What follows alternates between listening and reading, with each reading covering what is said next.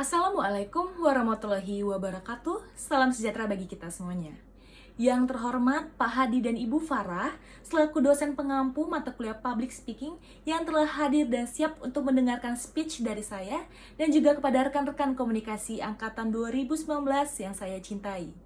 Izinkan saya menyampaikan pidato saya yang berjudul Wanita dan Pendidikan.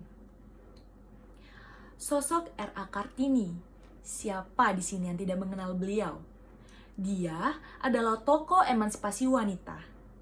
Arti dari emansipasi itu sebagai pembebasan dalam perbudakan atau yang kita kenal sebagai persamaan hak dalam berkehidupan bermasyarakat. Arti perbudakan di sini adalah perempuan yang cenderung mudah dibodohi oleh cara pandang terhadap kita sebagai perempuan yang menempatkan kehidupan wanita hanya pada kasur, sumur, dan juga dapur. Cara pandang inilah yang membuat wanita tidak perlu belajar, apalagi memiliki gelar dengan pendidikan yang tinggi, bahkan hingga menjadi seorang wanita karir. Kemudian adalah tentang persamaan hak. Banyak orang yang selalu membeda-bedakan hak antara laki-laki dan juga perempuan dalam keadaan apapun yang tidak dapat dipersamakan. Namun hak untuk mendapatkan pendidikan adalah hak yang harus diterima oleh laki-laki ataupun perempuan karena pada dasarnya sama-sama memiliki akal untuk berpikir. Apa orang-orang pada lupa bahwa dari rahim wanitalah manusia dapat lahir dan dari pola asuh wanitalah dapat menghasilkan generasi manusia yang tumbuh dan berkembang dengan baik.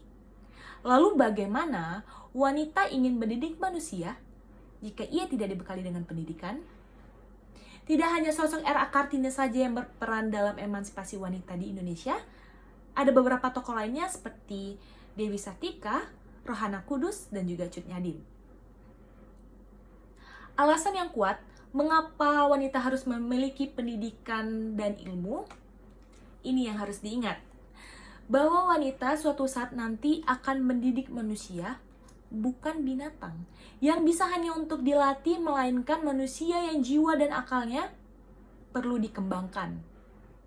Dan cara untuk membimbing jiwa itu adalah pada proses pendidikan dalam setiap waktu, baik berasal dari pendidikan formal ataupun juga informal. Bagaimana wanita akan mendidik akal dan jiwa anak-anaknya jika akal dan jiwanya tersebut tidak diproses oleh pendidikan? Bagaimana ia dapat memanusiakan manusia jika dalam proses kehidupan wanita saja tidak memanusiakannya? Mau wanita entar pendidikan yang tinggi, berkarir, bergaji yang tinggi, toh juga nantinya akan balik ke dapur.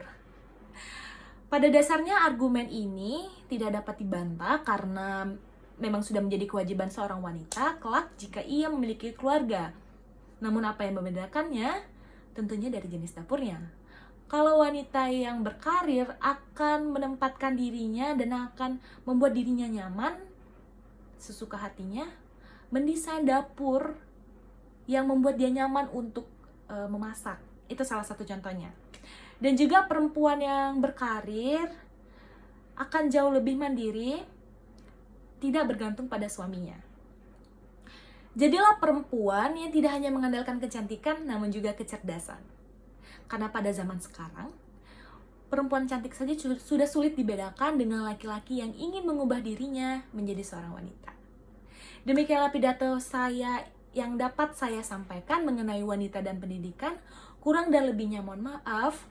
Assalamualaikum warahmatullahi wabarakatuh.